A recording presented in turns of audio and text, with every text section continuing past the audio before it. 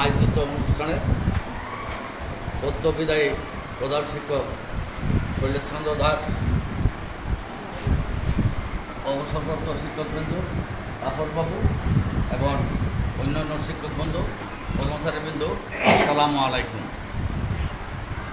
Shailesh sir একটা শিক্ষকের যতগুলি গুণাবলী থাকার দরকার আমার মনে হয় প্রত্যেকটি তার মধ্যে ছিল।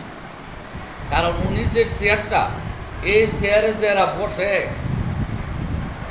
কখনো হার্ড শক্ত অবস্থান নেবে, কখনো নরম হইব, কখনো অন্য অবস্থান করব, এটার নিয়ম। স্যারের সততার কারণে, স্পষ্টতার কারণে অনেক গাছ প্রতিঘাত স্যারের উপরে গেছে, কিন্তু আল্লাহর অশেষ মেহেরবান, সব কিছুর মালিক আল্লাহ। সত্যের জয় চিরদিন হয়, হবে ইনশাআল্লাহ। স্যারের যে অবদান আমাদের শিক্ষকরা প্রতি যে মহানুভূতিটা দেখাইছে, এটা ভোলার মতো না।